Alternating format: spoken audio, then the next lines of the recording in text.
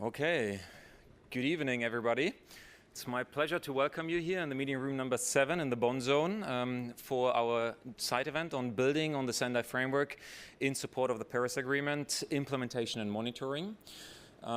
We are up against a stiff competition of other exciting events, so I'm quite happy to see such a high turnout and people who are interested in this topic and in discussing a little bit over the next 90 minutes or so how two of the very important frameworks of the post-15 agenda and the 2030 development agenda can actually be implemented, and how progress can be monitored and how they can be brought together.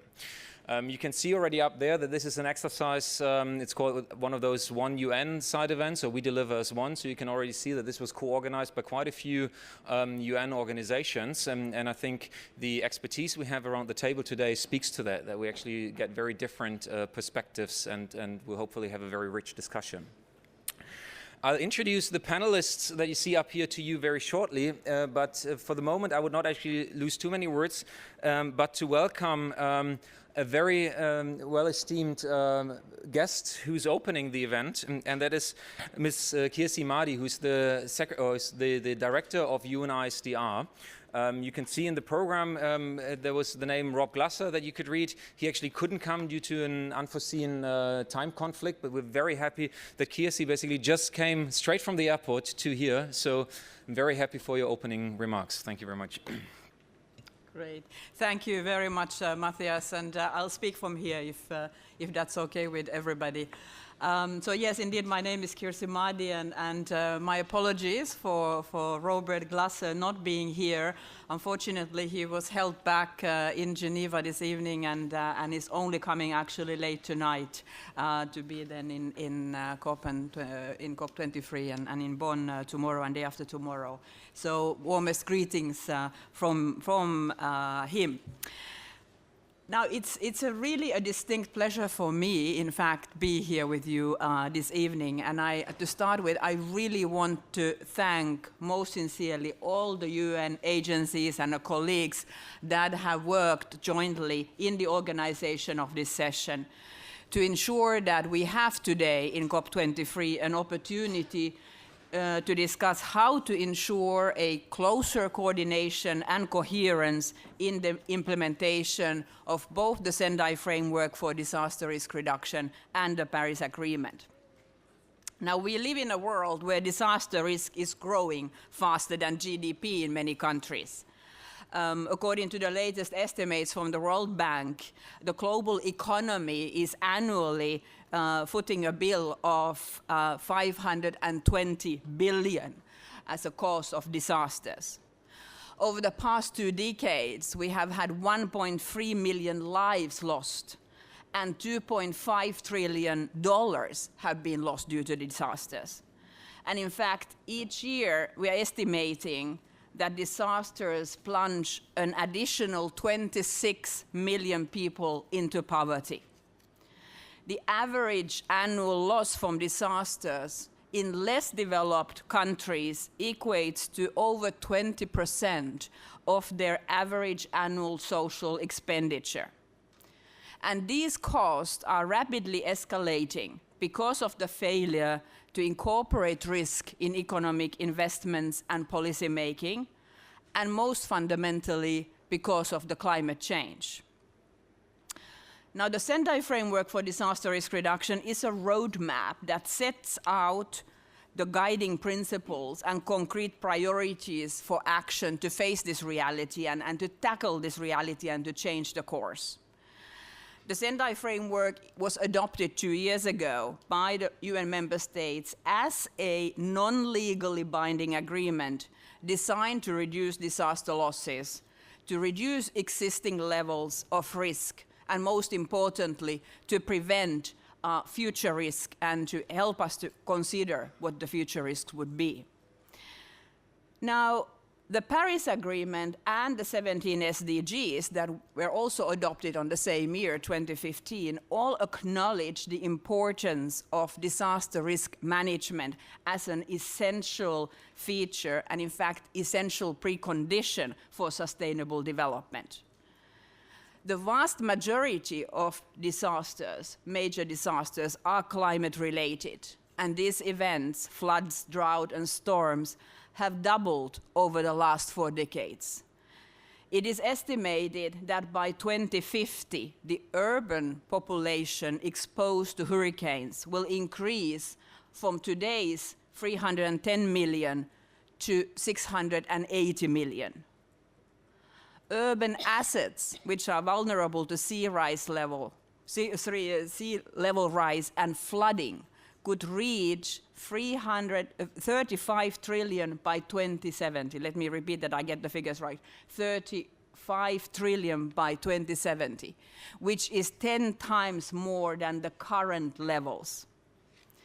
Therefore, addressing disaster risk reduction is an absolutely essential element for us to move forward, and we need to look at that convergence and coherence, how we can bring the international instruments together for the maximum impact.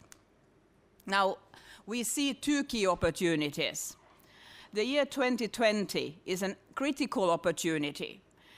We are facing the finalization of the national adaptation plans and also the target E of the Sendai Framework, which calls for the development of national and local disaster risk reduction plans. This is a golden opportunity for us, all of us, to work together to ensure that we have a holistic and coherent approach to disaster risk reduction, one which ensures that climate change adaptation is integrated into national planning for reducing disaster losses, alongside other measures which strengthen implementation of land use regulations, enforce building codes, protect the environment, halt deforestation, upgrade informal settlements, raise public awareness and understanding of disaster risk, and puts the most vulnerable and at-risk populations at the heart. Now, another key opportunity we have is in the development of the matrix for the adaptation goal in the Paris Agreement. It's an opportunity because countries could ensure that the indicators developed are done, the development of indicators is done in alignment with the indicators of the Sendai Framework, which already were adopted also for the SDGs. This would contribute to an optimization in the number of indicators and would further foster the synergies within and among the implementation of frameworks and reducing overlaps. Now, I'm sure that the discussion this evening will highlight some of these areas and give some examples how actually we could do this element and really seize these opportunities to turn them into concrete action. As we like to say, we want to turn words into action, and I know many of you are involved in the development of our guideline in those areas. So I really hope that we can take a very concrete approach in our conversation today. How, as an international community, how we as a UN contribute to the integrated, much more coherent and coordinated approach, and how we can support the countries and partners at different levels, at global, regional, national, and local levels, to move this agenda forward. Thank you so much. Over to you, Matthias.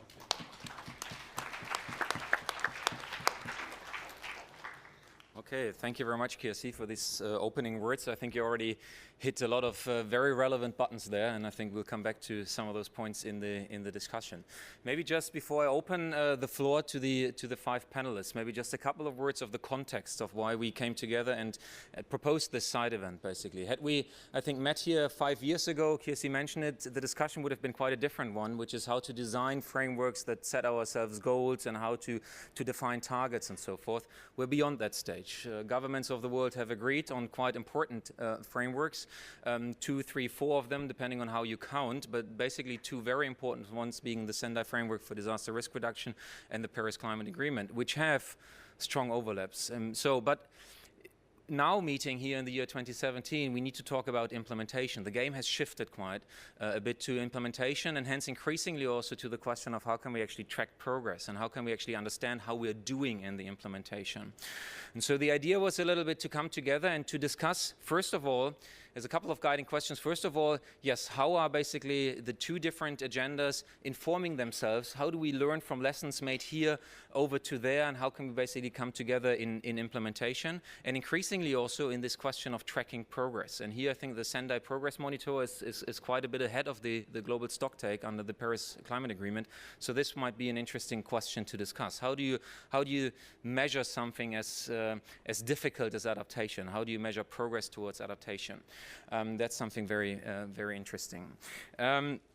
But secondly, then also not just how to discuss how these things can come together, but in reality, in the future, not just from top down, from the UN agencies and the frameworks, but also from the bottom up. Where do actually countries come together, or within countries, where do actors come together that work on the different fronts, for example, on reporting for the different agendas, and how do they do it? And how can we basically make sure that these agendas are synchronized, that there are synergies that are used and so forth, and how in the progress or in the process of implementation, how there is not trade-offs or conflicts, but that we're actually really tapping those synergies and come together. And so this is something to discuss. This guided a little bit our phone conferences and our discussion when we came together for the side event. Now we have five, oops, sorry, that was too quick. We have five great speakers from very different perspectives who will speak to those issues. And I'm introducing them as we go. First up, I'm very happy to have, now it's a difficult name, I have to watch out, to have Ms. Lagipuiva Sherelle Jackson here, who is with the Conservation International, and there she is an Oceans and Climate Change Manager in the Pacific Islands Program from Samoa. So we are very happy to have you here and for you to share some thoughts with us. I will introduce the other speakers as we go. By the way, I've just realized I've not introduced myself. My name is Matthias Garschagen, as you can see up here. I'm working actually around the corner with the United Nations University doing research on vulnerability assessment and risk management. So, Sherelle, the floor is yours. We're looking forward to your remarks. I'll try to get the slides going. Thank you, Matthias. Yeah, Talafalava from the beautiful islands of Samoa. I think I flew the farthest, so they gave me the first opportunity to speak to earn my miles. Well, first of all, before I start, I'd like to acknowledge the One UN system for inviting me to speak at this event, which I see from small island developing states is very integral to any of the work that we do at any area of development. But firstly, because I was funded by Conservation International to be here, I do have to acknowledge them and also acknowledge the government of Samoa, who has released me from negotiations so I could present to this esteemed audience. I reflect on our opening address, in which you had stated that turning words into action. I'm going to present on action that was actually very successful at the national level from a small island developing state in clearly linking the Sendai and the Paris agreements. And when I say links, I mean elements of this through demonstration of a project that we did when I was working for the International Labour Organization. So this presentation is done on behalf of the Green Works Initiative of Samoa, which is a project that was started by the International Labour Organization, my previous employer, and with the support of the government of Samoa, CEDA, Red Cross, and of course the One UN system in Samoa. It is integrating job creation and climate change and disaster risk resilience. First off, I'm not a scientist. I'm a policy person, and I work mainly at the national and regional level, so not the global level. So please be mindful of that as I go through this presentation. So the Greenworks Initiative of Samoa was established in 2015, and it brought together stakeholders, private sector, NGOs, governments, some of the regional partners in Samoa, and it's a... Oh, sorry. Just do the next slide. Sure. I know you're having a break, but let's do this together. Collaboration. So I can do it. you can just do that. Yeah, that's excellent. Thank you. Most appreciated. So it's a network. It's a network and a group of various stakeholders that included private sector, NGOs, UN partners, IGOs, and individuals who are interested. So NGOs from the local, regional, and international level, government ministries that range from the Ministry of Women to Ministry of Commerce, Industry, and Labor to the Ministry of Natural Resource and Environment. So it was cross-sectoral. It wasn't just one particular ministry or sector.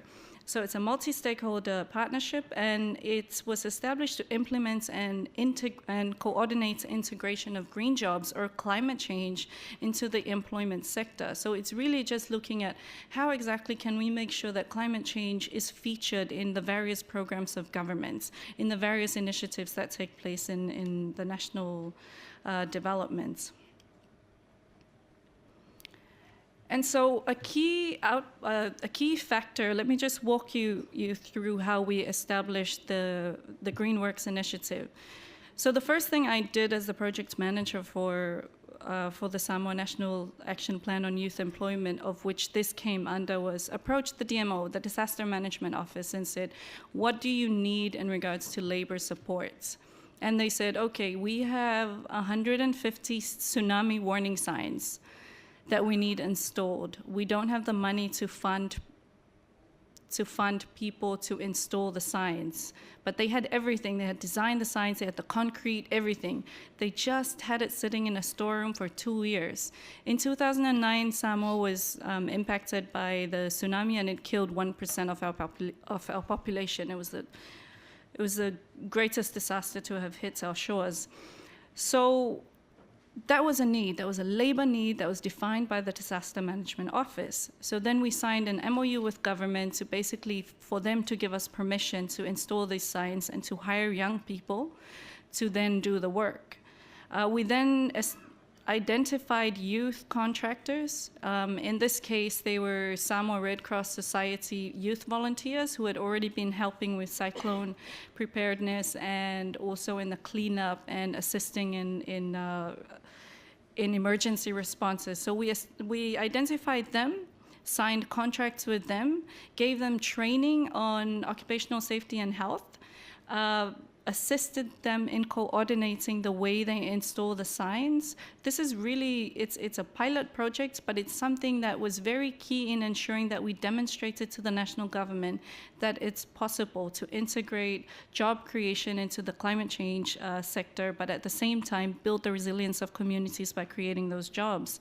So we equipped them with safety gear to make sure that no one stabs their face with a random tool in the field. And then we made sure that they worked under the Disaster Management Office, under the guidance of the relevant government officials.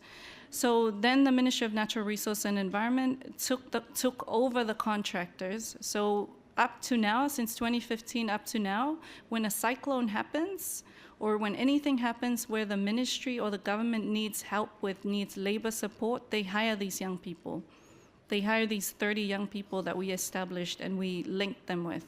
So there's that sustainability factor in ensuring that they still maintain that link and that relationship. And so they now assist governments when they respond to cyclones or other disasters. So these are the key success factors in this very, it's small scale pilot. We identified a policy gap. We took the approach through relevant channels of government while collaborating and ensure that private sector was involved. We responded to a national need. We didn't do the typical UN thing sometimes of coming in and saying, this is what you need. No, we actually went in there and said, okay, what do you need? And then we responded to that. We integrated community resilience through job creation. So if cyclones happen, we employ the communities within those villages and those districts to clean up their own area. So that way we can give them cash for work type income in the short term. So we identified a gap and filled it using collaborative partnership approach. We linked disaster resilience to job creation, community involvement, and capacity building. And it's sustainable in the long run due to the way it was implemented. We worked through national government so that national government had the buy-in, and so then they could sustain it in the long run. We secured green works and community resilience under relevant climate finance projects. So for instance, we had a $9 million LDCF project, and we secured $300,000 of that to go into green jobs for youth. So then there's that sustainability and ensuring that climate projects do build into it community involvement and community earnings, so to speak. This was eventually integrated into the One UN Youth Employment Program, which is still undergoing, and a large part of that is green jobs. So this is the alignment. Yeah, you really need to look really closely in order to read that. So I apologize. At the regional level, we do have a framework for resilient development in the Pacific, or the FRDP. And under that particular framework, the Samoa National Action Plan for Disaster Risk Management comes under. So there's national and regional frameworks that exist that we can then build the work so that it's more sustainable and makes sense at the regional level. So under Sendai, this work that we did fits within Priority 2, strengthening disaster risk governance to manage disaster risk. Priority 3, I don't think I'll read it. I feel like these are specialists in the room who already know what these are, so I don't need to read it. Great. Priority 4, and under the Paris Agreement, this comes under Article 7, Part 2 and 5, and then Article 8 on resilience of communities, livelihoods, and ecosystems, and of course Article 11, which looks at capacity building. So all in all, it was a win-win-win-win situation at a very small scale. And that's it from me. If you have any questions, feel free to ask the experts in the room.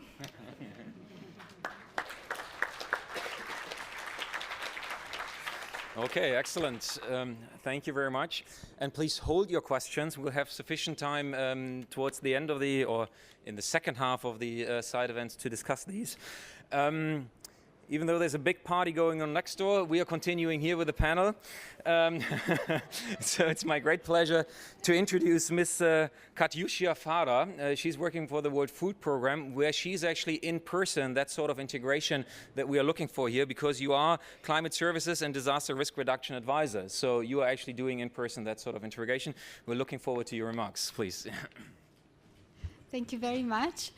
I will first give a brief introduction on the World Food Programme and what is our work on climate and disaster risk reduction that look at the linkages between Sendai Framework and the Paris Agreement, and then lastly provide a bit of answer to the key questions or suggestions on the way forward, perhaps. So, as the world's largest humanitarian organization fighting hunger worldwide, the World Food Programme is committed to eradicate hunger by 2030. We know that that is not going to be possible unless we have ambitious efforts to tackle both the risk of disasters and climate change. Today, disasters are already a leading cause of hunger. Of about 80% of the world's most food insecure people, that's about 815 million globally. About 80% live in developing countries, which are extremely prone to natural hazards with high levels of poverty and environmental degradation. When climate-related shock strikes a already vulnerable food insecure community, this can very rapidly escalate to a food and nutrition crisis. Disasters destroy lives, livelihoods, infrastructures, assets. Very often, poor communities have to resort to negative coping strategies just to put food on the table. This is taking kids out of school, reducing the food intake, selling what they have. What we have seen with climate change is that it is already fueling the increase in the number and the intensity of extreme weather events. And that's one, plus an increase in the succession of very small events or shocks, which might not make the headlines, but they contribute to the progressive erosion of coping capacities. It's one after the other until people cannot really cope any longer. Only in the past decade, the World Food Programme spends an average of 2.3 billion per year, that's 1/3 of our budget, as a response to climate-related disasters. And in 2016 alone, we have assisted between 7 to 14 million people. Some people we have assisted just with climate change and disaster risk reduction interventions. Other, it was through also response and relief to climate-related crises. So for us, it's quite obvious how there is an imperative to move from a response mode to a greater investment into early action, into prevention, into managing the risk. And if you look now at the two, we have the Paris Agreement and Sendai Framework, and if you look at that through the lens of zero hunger, it's quite clear to us where we fit. The Sendai Framework recognizes the importance of addressing food insecurity to reduce vulnerability and build resilience. It also looks at anticipating long-term risks, reducing exposure to new risk, reduce risk, and out of the 4 priority of the framework, at least 3 have an emphasis on food security, feature food security and nutrition. They also include some other areas which are relevant to our work, including early warning, preparedness, safety nets, and so on. So these are all well reflected. Looking at the Paris Agreement recognized the fundamental priority of safeguarding food security and ending hunger. And in particular, the vulnerability of food systems to climate change. I make a reference in particular to Article 7 and 8 that looks at the importance of strengthening resilience of vulnerable communities, but also at the importance of minimizing and addressing loss and damage. And there are some examples of activities under that, which include, again, early warning system, emergency preparedness, comprehensive risk assessments, analysis, risk insurance, and again, strengthening resilience of communities and livelihoods. So when we look at that, for us, when we work with countries to help them implement, it all comes naturally together at the country level, under the framework or the umbrella, if you want, of an integrated risk management approach. And I just want to give a couple of examples of what we mean by such an approach. If we take perhaps some work that we do at the national level, we have climate, we've been working with about 20 countries on doing a climate and food security analysis. And what it means is that we look at how climate change is going to impact food security and nutrition. We don't just look at agricultural production, we look at market access and availability of food supply. And that helps us to identify who are going to be the most vulnerable people, what are the priorities in the future for adaptation, and can be a useful input not only for planning, for partners, for government, but also to feed into the NAP process.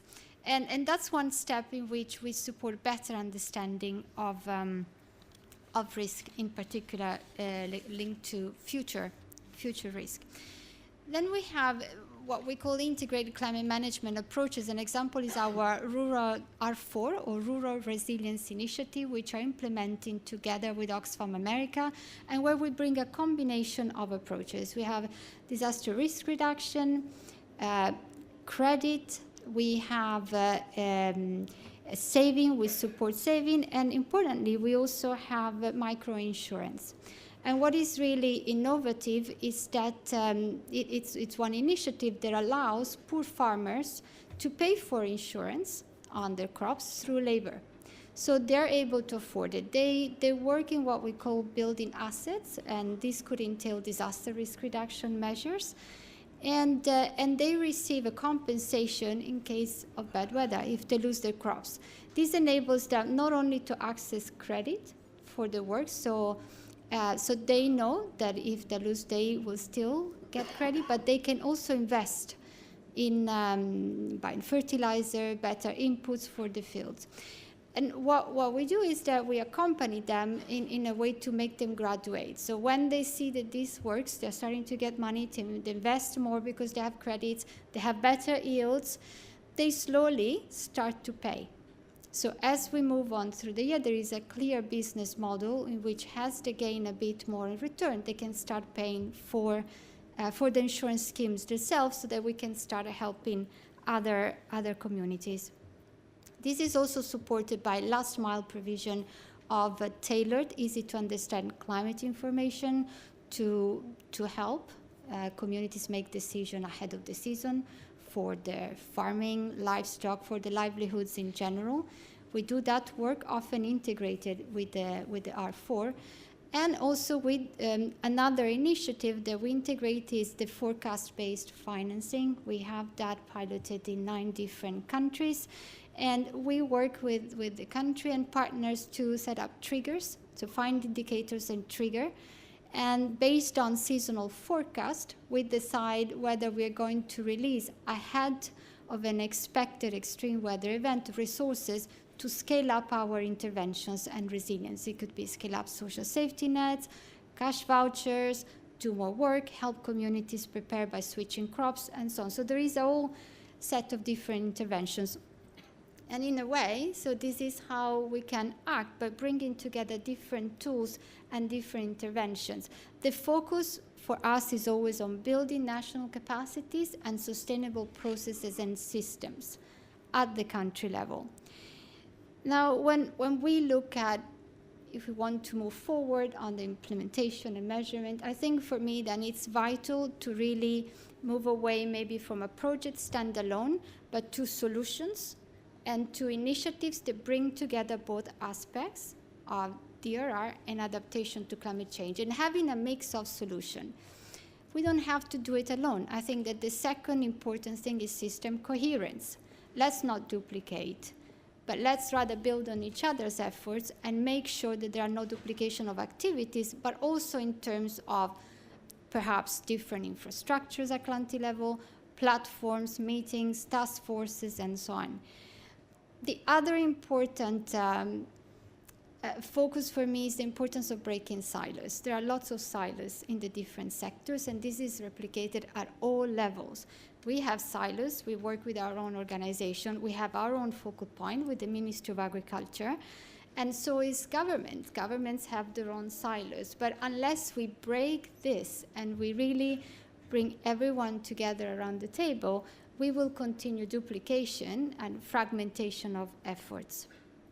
And my last point was, I think, referred to the idea of how we track success. And my question is, what do we mean by success as well? What is it that we're trying to measure?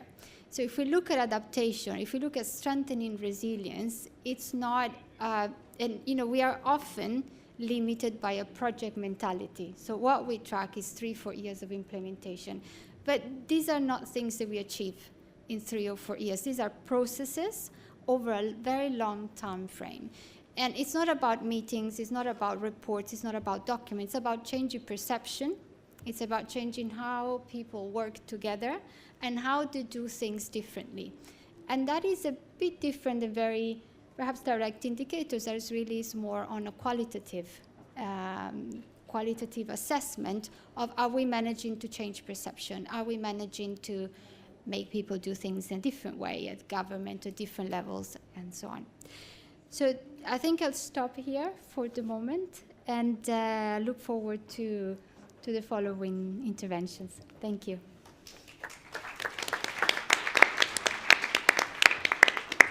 Okay, thank you very much, Katusha. Quite some thought-provoking comments there on projects, initiatives, and so forth. Okay, we move on. I'm sure we will come back to some of those points in the discussion. The DJ behind us is quite resilient, so are we. We move on. We're very happy to have Max Dilley with us. For those who have been around in that field, you have come across Max Dilley multiple times probably. He used to be with UNDP. He's now with WMO, where you're the director of the Climate Prediction and Adaptation branch. And we're very pleased to have you here, and we're looking forward to your remarks. Thank you, Matthias, and good evening, everyone. I'm going to pick up on a point that Katusha made about risk management. For those of you that have been following some of the negotiations, and particularly in the realm of adaptation and loss and damage, you may have noticed, or at least I've noticed, that there's a certain kind of searching for substance and actionable measures, and you see statements in the documentation about how we don't really have metrics to measure progress on adaptation. And I think that the field of DRR and disaster risk reduction actually has a lot to offer in this area. And I've spent most of my career working on disaster risk reduction, so I'm just going to try to, I've got a handful of slides. I'm just going to try to show where I see some of these connections. So I guess, Matthias, I'll have to ask you to. So I want to start with the science side, and you can tell this is scientific because it looks like a molecule. But it's from the IPCC 5th Assessment Report, Working Group 2, which focuses on adaptation and impacts. And the disaster risk sort of experts in the audience will certainly recognize the risk equation there. It's actually a scientific theory of disaster causality that says when you have a set of exposed elements in the lower right there, and they are struck by a hazard event, and if they are vulnerable, or to the degree that they are vulnerable to that event, they will experience losses. And you can sort of prove this in a laboratory. I mean, this is where disasters come from. So they put risk right in the middle, and it's risks of a variety of different kinds of impacts. Could be disasters, could be disease outbreaks, could be a lot of different things. So this is in the summary for policymakers of the IPCC report, in the adaptation report, and it's the first thing that you come to after the table of contents. And I think it kind of provides the Rosetta Stone for linking the disaster risk reduction field of practice and theory, for that matter, into adaptation practice. So next slide, please. So this, again, will be familiar to a lot of you. This came from the Global Framework for Climate Services Implementation Plan. I'll come back to that in a minute. It is the part of the implementation plan on disaster risk reduction. And in the blue bars there, it shows the sort of three elements of disaster risk management. So you identify the risks, then you reduce the risks. The part of the risks that you can't reduce, you try to insure or transfer, and then what's left you sort of live with. That's what you, in a perfect world, consider the sort of acceptable risk that you retain in a way. And then you can break those down in the green there to some areas of practice. And don't worry, I'm not going to go through and give you an inventory of everything that is done in all of those boxes, but hopefully people in the audience will maybe contribute some. But loss databases, we have, thanks to ISDR, more than 100 countries, maybe 150 countries now that are tracking losses. We have many risk assessments. I'm sure you've seen them. Moving down into risk reduction, early warning systems, one of the most effective risk management measures that we have, risk reduction measures. And then risk reduction in all the climate sensitive sectors, health, agriculture, water. I'll come back to that in a minute. And then finally, you've got the financial side, different kinds of insurance, catastrophe bonds, and so on. So these are all actual things that are being done, and they're proven measures, and they're proven to be effective. So it gives, as I said, a large body of practice to actually act on the adaptation agenda, because it now puts risk and risk management kind of at the center of it. Next slide, please. So I'm going to go through a couple of slides very quickly. I only have 5, I think. These are from the nationally determined contributions in the Paris Agreement. And it just shows how many of the NDCs have adaptation elements in them, almost all of them, with a few exceptions of a few regions. Next slide, please. And the hazards that are cited in the NDCs as causing problems for adaptation are the types of hazards in many cases that the disaster risk community has been dealing with for many years, and that a lot of these measures have been set up to deal with: floods, droughts, storms, and so on. And these hazards already are responsible or are associated with the vast majority of disaster losses. I think Katusha also made that point. Next slide, please. And when you look at the adaptation priorities in the nationally determined contributions, these are the climate sensitive sectors water, obviously, agriculture, obviously, health, malaria, dengue, air quality. These are all things that have a climate signal in them. Next slide, please.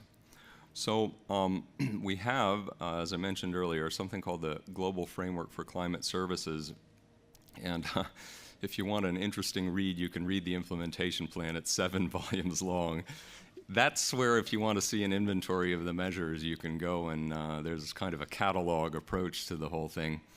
But it is designed to provide services to manage the risks in these sectors. So I'll just give one example just for a flavor, that if I'm a reservoir manager in the energy sector and I'm in a country that has a teleconnection with El Nino, I can get a seasonal climate forecast that will give me the probabilities that my reservoir will run out of water within the season because of historical tendencies in the climate associated with El Nino. So there are many kind of risk management measures, or climate services as we call them in this context, that are applicable to the adaptation problem. Next slide, please. I think this is my last one, yes. So I just wanted to come back to the issue of measuring outcomes, measuring adaptation outcomes, also measuring loss and damage.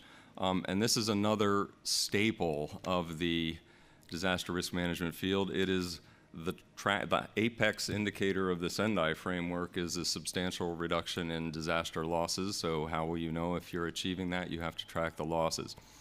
So in the lower right, you see the breakdown of economic losses in the floods of 2000 in Mozambique.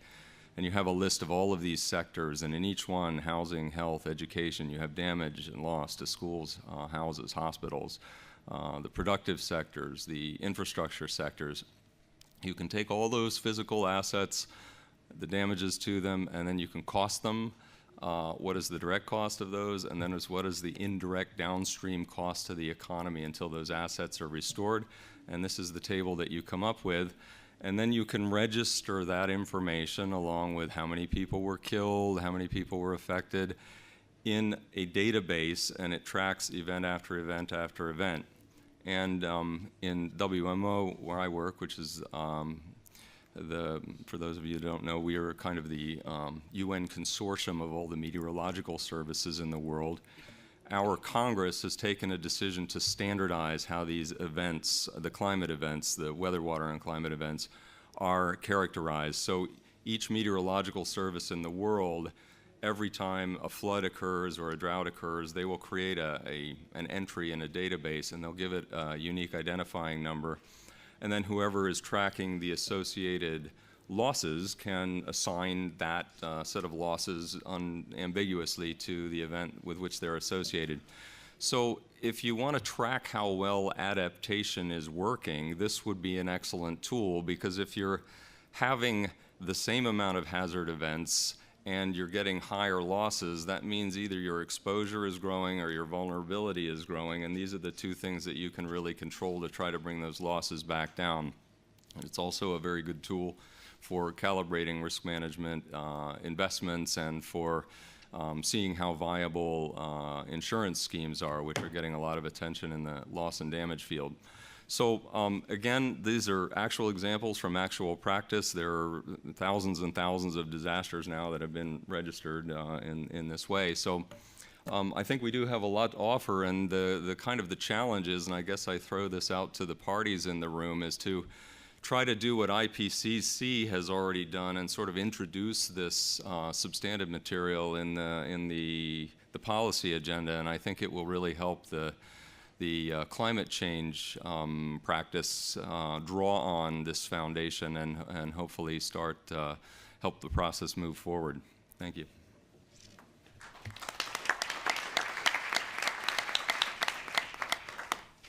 Oh, thank you, Max, for these very concrete, I find very compelling propositions of how the climate change adaptation community can actually, and agenda, we should say, can maybe take up some of the experiences and lessons and work out of the risk reduction community. So that's very important, I think, and very concrete entry points for the discussion also. Now, when we talk about risk and vulnerability, we all know that vulnerability oftentimes is actually produced due to stratification in society, due to unequal access to resources and so forth. And one of the things we discuss most, or probably most in this context, is gender. And so I'm very happy to have the next panelist here with us today, which is Ms. Nala Haider, and she's a member of CEDAW, sorry. For those who don't know the acronym, that's the Committee for Elimination of All Forms of Discrimination Against Women. And within it, she's actually the chair of the Working Group for Disaster Risk Reduction and Climate Change. So we're very happy to have you here, and we're looking forward to your comments. Thank you.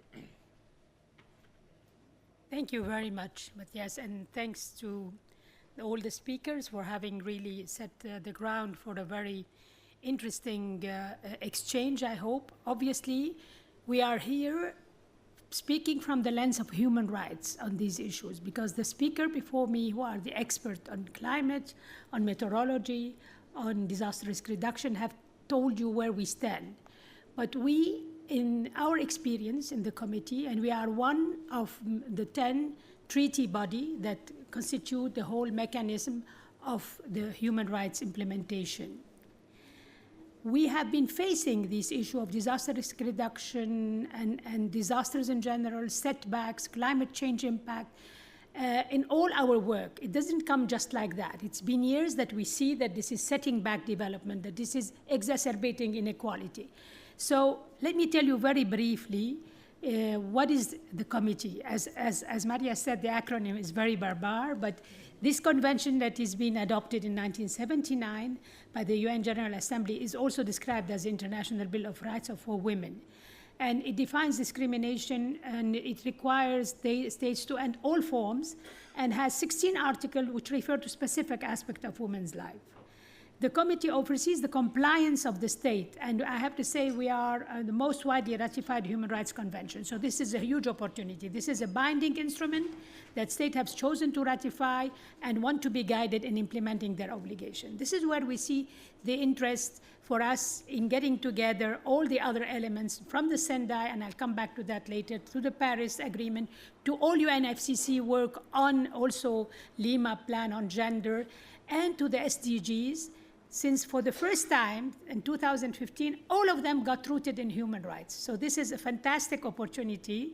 The three instruments that we just spoke about, one way or the other, the Sendai Framework explicitly, the Paris Agreement in its preamble, the SDGs in all the rationale behind them. So it became a very strong call for us to try to see what can we do to clarify to state party their obligations under the convention in relation to all those instruments, and how can we bring this synergy. So it's slightly different from all what the colleague have described about how they went for these kind of synergy or alignment, as was described in the case of Samoa. So as I said, we have up until now 45 concluding observations. What are these concluding observations? This is the result of a dialogue with a state party that reports to the committee every 4 years on the implementation of the convention. And if we have in 45 COBs references to disasters and recommendation on disaster risk reduction and on climate change, then it's really an issue for women, and we can't continue to turn our back on it. What is the other tool that we have in addition to the dialogue and concluding observation? We also produce what is guidance in the form of general recommendations that are considered the form of soft law. So we decided years before even the 2015 to start addressing the issue, but we didn't have the expertise. So we looked around who can give us the expertise on the substance. And thank God, UNISDR was there. OHCHR, I have to say, was tremendously important, because the link with climate change, it was difficult for us to make it on our own. We had a little bit of input from WMO for the half-day general discussion that enlightened also us. And we said to that we are going to embark on the general recommendation, our objective being to link disaster risk reduction in the context of climate change with human rights, and to show that the application of human rights standards, including equality, participation, capability, can strengthen both processes. And we have also a series of resolutions of the Human Rights Council over the past decade, maybe, if I'm not mistaken, that come and strengthen our reflection in this sense. So we feel that the general recommendation, which is now almost in its final stage for adoption, will ensure that disaster risk reduction in the context of climate change is gender responsive, is referencing CEDAW's article and soft laws, and provide consistency in policy, inform legislation, budgets, and other measures to counter the negative human rights impact of climate change and disaster. Of course, as I said, we were happy because the Sendai Framework emphasized human rights, gender equality, climate change adaptation, strengthening of countries' legal framework, SDG 5, but not only SDG 5, other SDGs, and in particular also SDG 13, and the Paris Agreement on climate change. Next slides, please. So with this, we have embarked a few years ago, as I explained, we formed a working group within the committee from all regional groupings. We developed the concept note with the collaboration of UNISDR, UN Women, and OHCHR.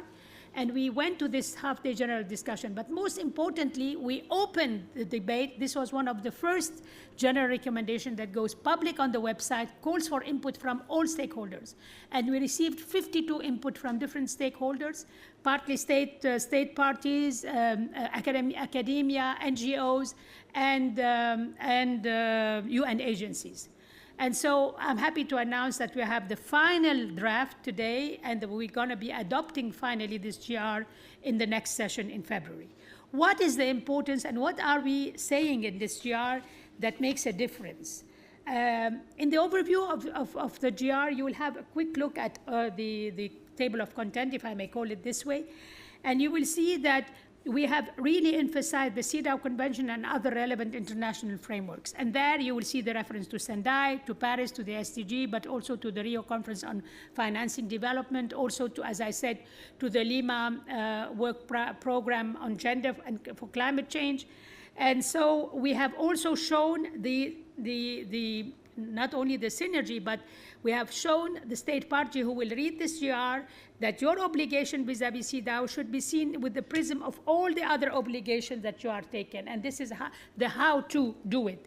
And then it goes into the general principle of the CEDAW Convention, which are applicable to disaster risk reduction in the context of climate change. That is substantive equality, non-discrimination, participation, empowerment, and accountability, access to justice, and special measures that address disaster risk reduction in a changing climate, which are assessment and data collection, policy coherence, and very importantly, extraterritorial obligations, including international cooperation and resource allocation. And extraterritorial is not only to state party, but non-state actors and their extraterritorial obligation is also alluded to. We have done that in a previous GR when it came to conflict, where we started really showing that the due diligence responsibility of a state and its extraterritorial obligations as well. Then we go to the specific areas of concern that are mainly reflected in the Convention on the Right to Health, Adequate Standard of Living, Education, and gender-based violence that unfortunately increases in cases of disaster. We've also tackling migration and forced displacement, and we hope that this tool, which is a soft law, will be disseminated and will help the countries to report on their implementation of their various obligations. Next, please. Very quickly here, because I know we're short of time, and I think it's very important that you ask us the question that you need answers for to the panel. If we go back to the basic four Sendai that I'm sure, as my colleague said, all of you in the room knows them by heart. You will see, next please, that we have really looked at the human rights implication and the consequences of this disaster because we observe them in political and economic instability, in growing inequality, in declining food and water security, in increased threats to health and livelihoods around the world. And the gendered implications are clear. That is not to say that we want only to concentrate on women as victims, because we do believe that they are not vulnerable by nature, that it's the existing inequality and it is the deployment of power that makes them vulnerable. We want to emphasize that the disproportionate risk and impact of climate change and disasters are catalyzed by those pre-existing gender inequality. This is why we think really CEDAW is legitimate in tackling these issues. And we see that that it's compounded by intersecting forms of discrimination against women living in poverty, because women do not suffer the same way from the disasters. It's their socioeconomic conditions. Indigenous women, women with disabilities, refugee, internally displaced migrant women, rural women, adolescent and older women.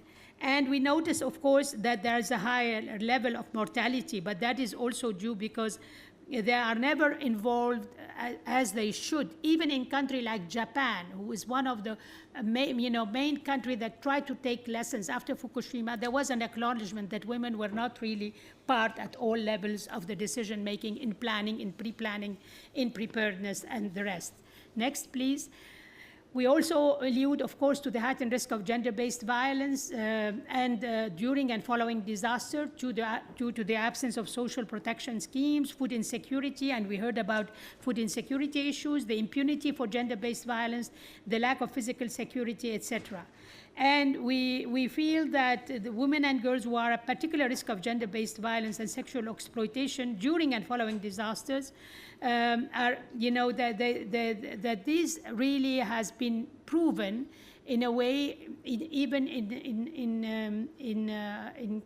man-made disasters. Definitely they are, because massive influx of refugee exposed them to trafficking, but also in natural disasters. We've seen cases in Haiti and other countries. We have dialogued also with Haiti on these issues, and this is a country that we are trying to apply a sort of model approach with. Next, please. I would like here to say that although we understand that climate change mitigation and adaptation program, they can really provide positive new employment, provided they're done properly, and livelihood opportunities in sectors such as agricultural production, sustainable urban development, etc. But nonetheless, the fact that not everyone is on the same page on these new approaches to the positive impact of climate change mitigation and adaptation, we need to really watch the gender-based inequalities that is increasing and the intersectional forms of discrimination. I don't want to take you next, just for you to have a glance. Next, please.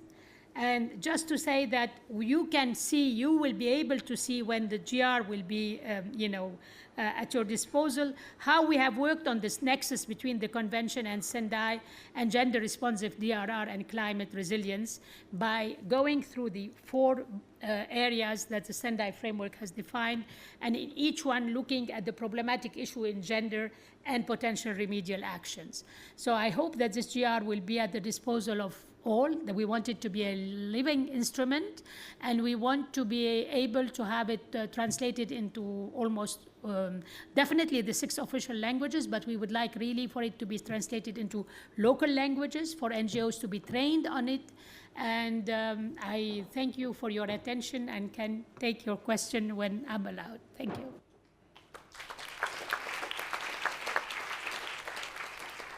Okay, thank you very much.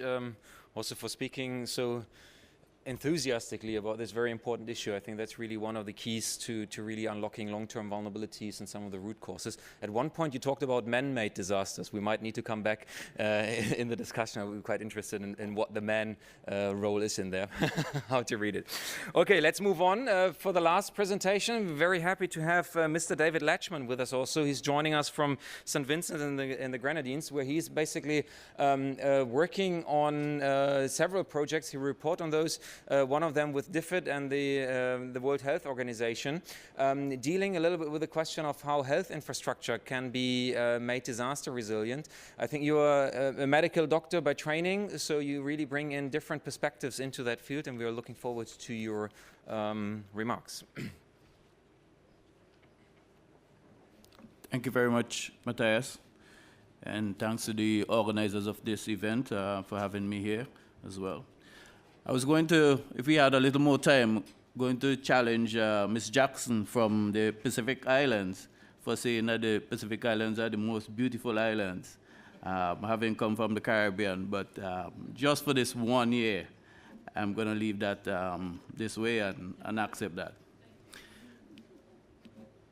Today I want to do a short presentation on a practical response to climate change issues, a project in the Caribbean we call a Smart Hospital Initiatives, Improving Caribbean Health Facilities.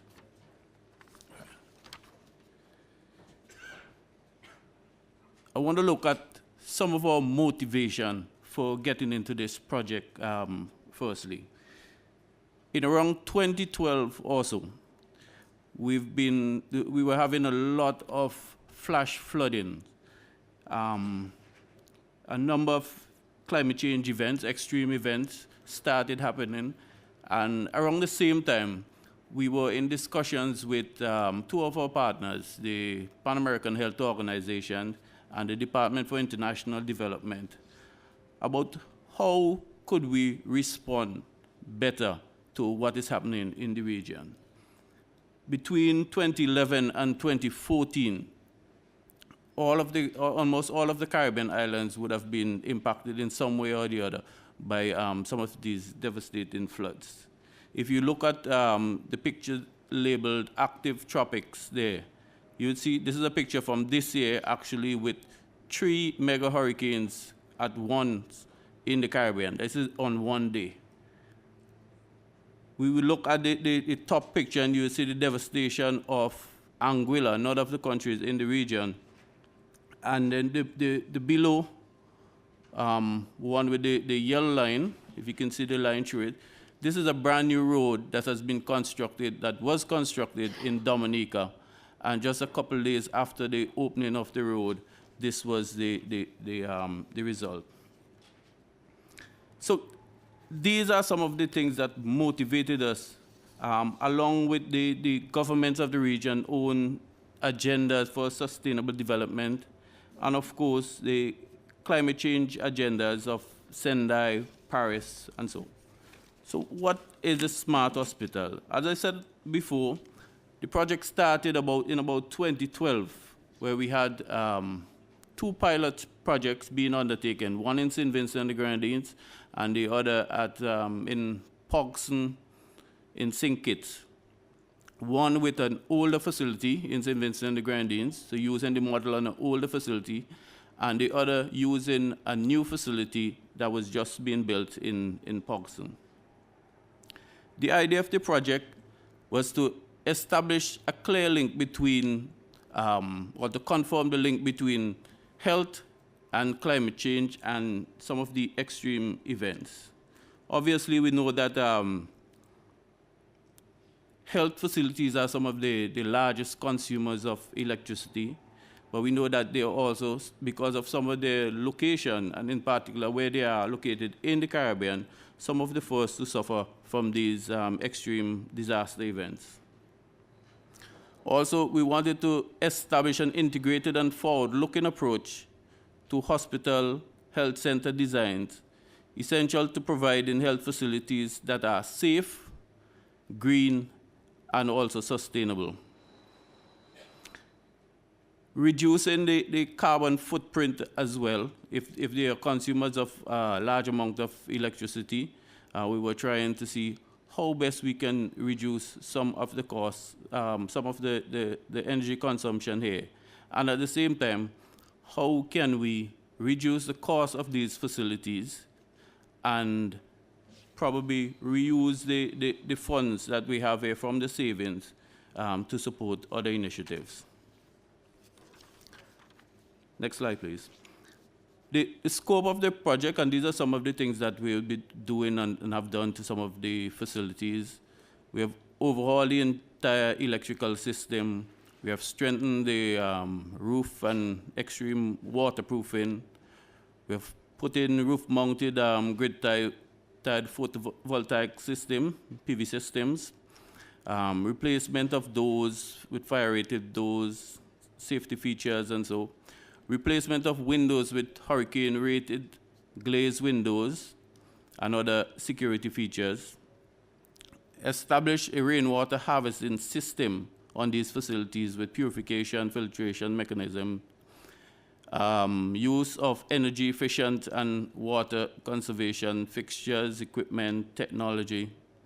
Installation of solar hot water heaters, improvement in fire safety, provision of standby power, improved lighting, accessibility, flooring, and the use of natural lighting and ventilation.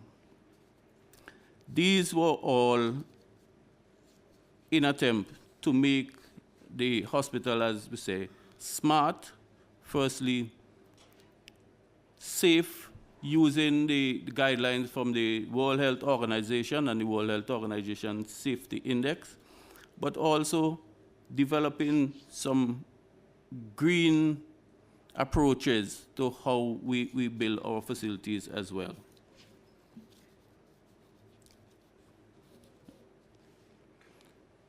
Adaptation and disaster risk reduction.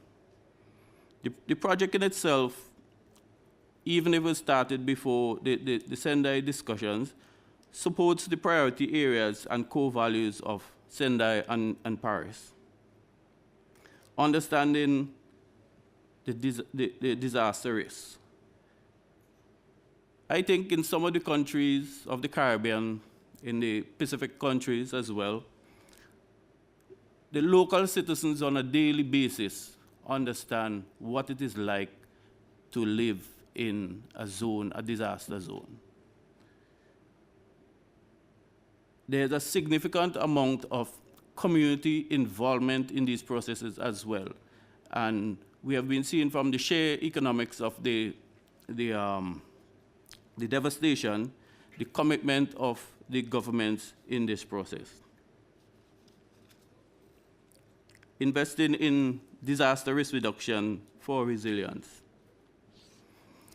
This project is a $30 million project supported by the Pan American Health Organization and the Department for International Development in 7 countries of the Caribbean.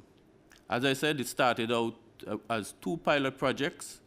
Then we grew from there into the Windward Islands, which are 4 islands in the Caribbean. And it has now grown to a 7-country project with other islands wanting to come into the project, seeing already the benefits that we have seen over the last couple of years. In fact, the 2 pilot projects that were done prior to this year's extreme events, the hurricanes Irma and Maria, they would have substantially withstood the effects of these disasters. So we are already seeing some good signs based on this project. The government support for this project and other projects, other linkage projects in other sectors as well. We have seen the willingness and government coming forward, looking for partnership and saying, hey, this is something that must be done. We must be investing in this sort of resilience and projects. The project also provides a framework for expansion and adoption into other sectors. From this project alone, we have seen the education ministries in some of the countries, the tourism ministries as well in some of these countries, wanting to, in fact, get into some of the issues that we are doing. It also forms a platform for discussion and evaluation of approaches to disaster risk reduction. Next slide. Several components of the project seeks to strengthen the disaster risk governance to manage disaster risk reduction here. And you can see them listed there. Also, the project seeks to enhance disaster preparedness and to actually build back better the theme of the Sendai conference. In some cases, we are building in advance of our own building codes, our own national building codes. We are building on existing best practices, including the use of local knowledge, using existing toolkits that we have around the world. In some cases, there's no reason to reinvent the wheel. We use the WHO Safety Index. We incorporate a number of the green certification processes and approaches around the world. We use a cost-benefit analysis to show that the investment that we are actually making in these projects are actually worthwhile. And working with partners like the World Health Organization, Pan American Health Organization, DFID, to make sure that these projects can happen. So I'll stay there for a while, and we'll probably take some questions to the panel.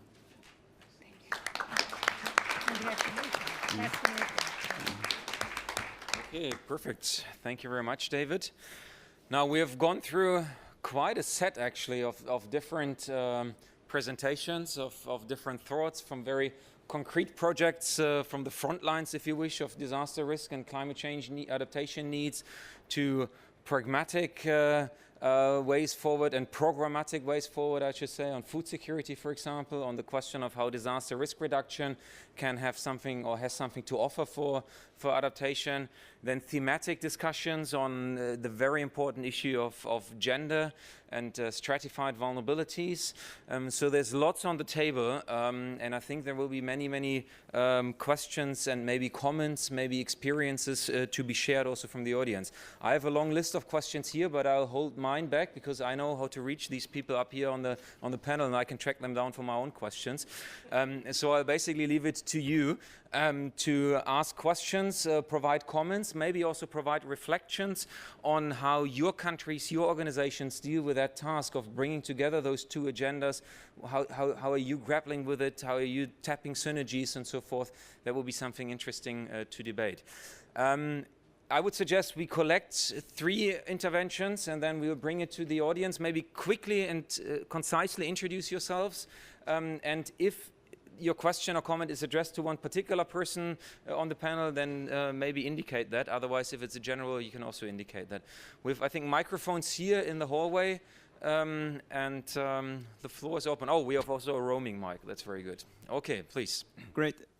Sorry, thank you very much. I'm Homero Paltan, delegate from the University of Oxford, and I just have a question in general for the panel. How do you think that we can communicate, or how can we integrate uncertainties in climate into this framework or into the communication of disaster risk? What do you think is the best way to integrate uncertainties? Thank you. Okay, thank you very much. A very clear question. I have the lady back here. In the last but second row. Thank you. My name is Kristin Hetle. I'm on the board of Women's Environment and Development Organization. I want to ask a question to you, Ms. Jackson. It was interesting to hear how you have engaged young people in Samoa. I hope I was wrong about the last photo. It looked like it was only young men. I hope that's not right. And if so, why only young men? Why are only young men mobilized to work on the disaster risk reduction in this program and not young women? And what kind of analysis have you done in that regard? Thank you. Okay, thanks. I get one more question up here, the lady up here. And then that's the first set. Hold your questions. We'll have a second and a third round. Thank you, and thank you, the presenters. I come from Kenya. I work for the Gender and Equality Commission. I have a question for Max. In measuring adaptation, clearly I can see the challenges, but joining hands with my colleague from the CEDAW committee, do you think process indicators would help? Where you are not only looking at the outcome, but you are also tracing the process. Because in human rights framework, process is as good as end results. And I think if you are able to get us the process measured, then the intervention levels will definitely be different. A point for consideration. Okay, thanks. Very good. Very concrete question on process versus outcome indicators. I would suggest we take Sherelle first and then Max, because these comments were quite targeted, and let the others chew over the uncertainty question and take that one last. Okay? Sherelle, please. Thank you. I'll first answer the question on communication, because I think that's also quite valid to answer from Pacific SID's perspective. I always hear this issue of how do we communicate the uncertainties? Well, when you're someone living in a village on an island, merely 10 meters away from the coast, you don't want to know about uncertainties. You want to know about how to prepare. So this is always a thing that we get from the international community. How do we communicate the uncertainties? But what use is communicating that uncertainty to the people of these islands? You know, how would I, as a mother of two, benefit from knowing about the uncertainties? Because what I really want to know is how many cyclones are going to hit me this year, how good is my thatched roof, where can I migrate to if this is not going to hold up for my kids and my family. So I think we need to be mindful when we discuss issues of uncertainties, when we look at the science, when we look at pro-climatic approach projects and so forth, that actually there's very different target audiences, there's different beneficiaries, and there's different scales. So I think we need to be mindful of that. To my dear friend who asked about the women in the picture, I'm really glad you asked that question, and in fact it was quite deliberate that I put that photo up. There are two girls in that photo. We hired 30 young people for that. Yeah. It's in the front. Because they're wearing vests, you can't see the bust. But it's there. They're Samoan women. We carry it. So we had 30 young people between the age of 18 and 35. I'm very, very mindful of gender balance. I'm the daughter of a high chief who's one of the first female high chiefs in Samoa, so very mindful of that. I also hold a title myself, so when my mom is the only female in the village council of all men. So in everything that I do, it has to be gender balance. That picture, very simple. When I asked everyone to come into the photo, all the girls went to the bathroom to put on some makeup. So about 6 of them went to say, okay, got to do my hair and so forth. But we were rushing that particular photo, so there's only 2 in there. In regards to monitoring, we found that girls actually preferred, the female contractors preferred to do the coordination from the office and not necessarily the labor. We had 2 women engineers who worked on this project, and they preferred to either drive, do the coordination from the office, do the mapping and planning, and do the actual communication as opposed to actual installation and labor. So these 2 who are in this photo were very happy to hold the to hold the, what do you call these in English? The shovel. Yeah. But thanks for the question. Okay, very good. Max, do you want to go for the outcome? Yes, thank you. It's a very good question, and as you noted or implied, I focused on outcome indicators, but I do think that process indicators are very important, and we use them in our business, which is the hydrometeorological systems component. We give our meteorological services a checklist approach. Have you done this? Have you done this? Have you done this? And it leads them through the process of providing climate services. And I was thinking when Dr. Latchman was making his presentation, you could probably make process indicators out of the process of making hospitals resilient. So from the detailed level to have you done your NAP, you know, I think there would be a space for process indicators at every level. I just think the outcome indicators tell you the final, you know, answer as to whether you are how well all of that process is working. So I think it's good to have both.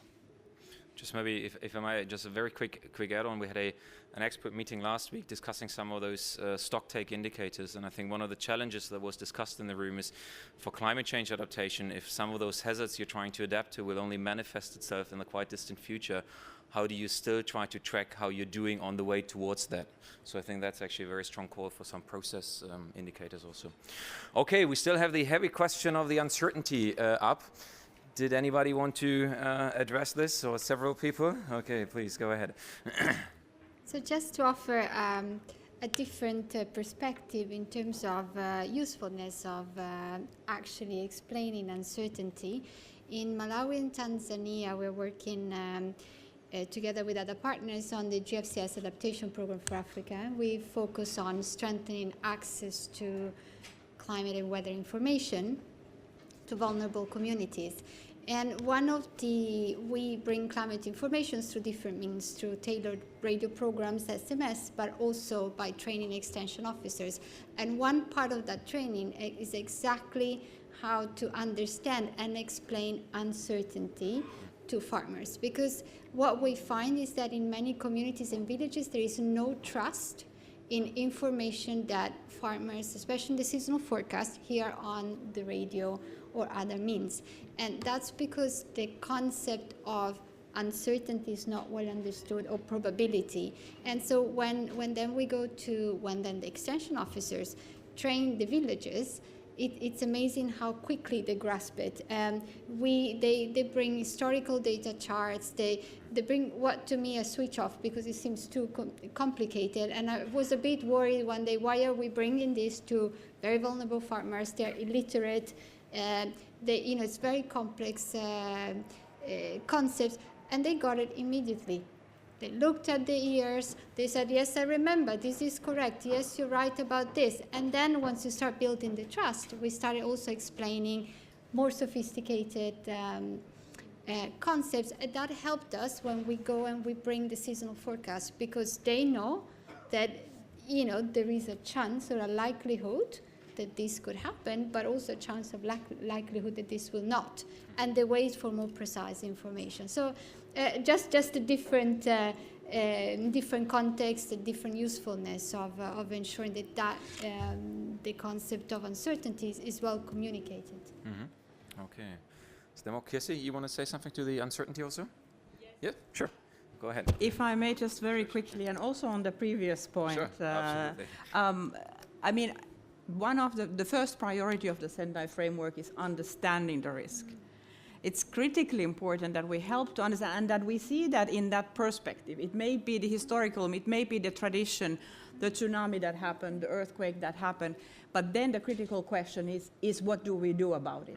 How do we prepare ourselves? And what is also then the contribution, one of the speakers was talking about the local knowledge and the tradition. I think all of this combined together with the latest technology and science and innovation, how can we bring that forefront? If I may use having the mic, just to say on this question, I really appreciate the question about why there were so few girls. I appreciate the answer, but working with the disaster risk reduction community, we are actually facing a major challenge, because the primary focal point to deal with disaster risk reduction in the countries is the national disaster management organizations. It's very important that we work with different partners in the countries and we broaden the spectrum, and that's why these conversations are important, that we bring the different ministries and different perspectives and sectors together to focus on the outcomes, on the results that we want to achieve, and including the process on the way. But the huge challenge still, how do we actually have more women, more girls involved in that work, engaged, so that we really can find the solutions together, because we need both men and women in finding those solutions. Right. Thank you. Yeah. No, very good point. And I think it would be interesting to learn in the conversations after the session how actually in the DRM community people have still tried to address this thing, because exactly right, many of the classical disaster risk management people are males actually. So we are in the Bonn zone. We have a very German approach here. There's this big red clock there ticking down rigorously. So we have less than 7 minutes left. This will give us time for a speed round of 3 concise questions or comments and a set of concise responses. Here you go. I had the lady in the back, I have the gentleman up here, and another gentleman back there. Okay, perfect. Hi, I'm actually also from the University of Oxford delegation to the to COP, and we were just talking to Hamera about how uncertainty should indeed be communicated, because, for example, if you say that in Fiji there will be 3 hurricanes next year and then there's only 1, communities may get disappointed in science eventually. The question is to probably first of all, the panel is great because it talks about interdisciplinarity and about the priority areas of GFCS and how different organizations need to work together to actually be able to address climate change. The question is probably regarding the hazards catalog. Is it being used by private sector? Because if it allows for costing, and this is probably one of the major concerns of insurers and maybe of investors, is it a tool that is being used by the private sector, and what needs to be done to overcome impediments that prevent the private sector from using this catalog and make it more popular? Thank you. That goes to somebody specifically, to Max? I suppose to Max. To Max, okay, good. Okay, we have the gentleman up here. The question to Max, you talked about the tracking of loss and damage, but what I found is you mentioned about the economic loss and damages, but how about non-economic loss and damages? Because in Bangladesh, after Cyclone and Ida in 2007 and 2009, we found in several villages that the children, both male and female children could not go to school more than a year. So how do you really track and interpret the non-economic loss and damage, if you could elaborate from your experience? Okay, thanks. That was the second one for Max, but I don't let that being responded only by Max. Max, you can have your go, but I think that's also something to hear from the small island states, for example. I think a very concrete thing. And the third question back there. Thank you. My name is Paul. I work on NAPS, adaptation plans. I have a question for David. Good. Sometimes it's deceiving to think that we can simply implement projects to address, at least to survive the major hazards and disasters like the ones you showed, 3 hurricanes moving over the Caribbean and so on. What is your reaction, and how should we be planning and behaving, implementing on the ground in order to survive these disasters? I don't think adaptation projects or activities that basically come up with little things here and there are going to do it. What is the level of effort that's needed for us to survive? Okay, very good. David, do you want to start, or? Yeah, thanks for your question there. Well, I don't think, in the Caribbean or elsewhere, I don't think that we could ever be planning for Category 5 hurricane, 3 Category 5 hurricane passing on a day-after-day basis anywhere in the world, right?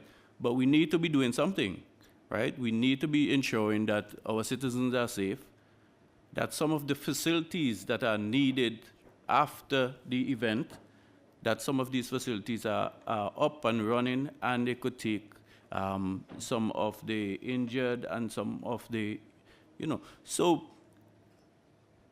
it is a matter also of convincing the persons, your citizens, on the approach they should be taking.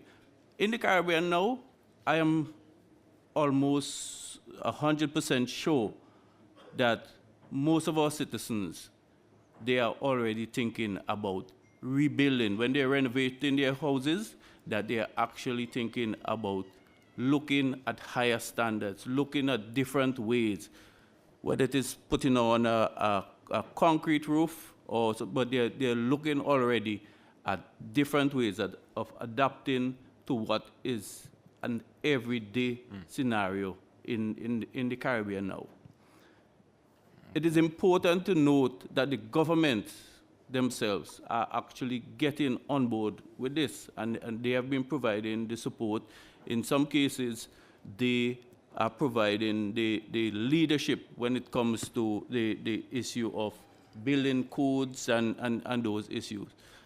And it is also important to have that sort of partnership, because in the event that we have one of these categories of disaster, sometimes not even at the level of your government can respond to some of these issues. So you need that sort of international partnership also. So it is a very multi-sectoral approach, multi-partnership approach that is going to deal with any disasters like these in the Caribbean. Okay, thanks, David. We have not too much time left, so I'll shift it over to Max for the 2 questions. So the answer to the first question is yes. The insurance industry is very interested in these. Munich Reinsurance has NatCat, Swiss Reinsurance has Sigma, and they catalog all of the events and the losses. The second question is a tricky one, but it is actually covered, that specific example that you mentioned is covered in the education sector, in the indirect losses. They quantify the loss to the economy in that case of children being out of school, of mothers having to stop doing what they're doing to take care of the kids and so on. So it can be accounted for in that strictly economic framework, but there are other types of losses to wetlands and so on that, you know, the methodologies are there, but I suppose the experts would, you know, could be different ways to do it. And maybe there's even more tricky stuff when you talk about the loss of homeland, the loss of something like home and cultural values. And cultural heritage is another tricky one, yeah. Okay, so we realized with these last sets of questions, the task is not done with this panel, but who would have thought? So there's a lot to do for all of us, I think. We just, I always say we're just starting to understand the challenges ahead of us, actually, and hopefully also the rest of the week will lead us also into some ways of finding right decisions and some proper negotiations so that the problem doesn't become too big and too unmanageable. So let's hope for that. Again, thank you very much, everybody, for coming in the audience and particularly on the panel. Thank you very much, Kirsi Madu, for making the way out from Geneva just in time. Thanks to the 5 great panelists. I think we had a very diverse set of inputs and discussion points, and I think we'll just be around for a couple of minutes if you still want to address us. Thanks for everybody. Have a good night.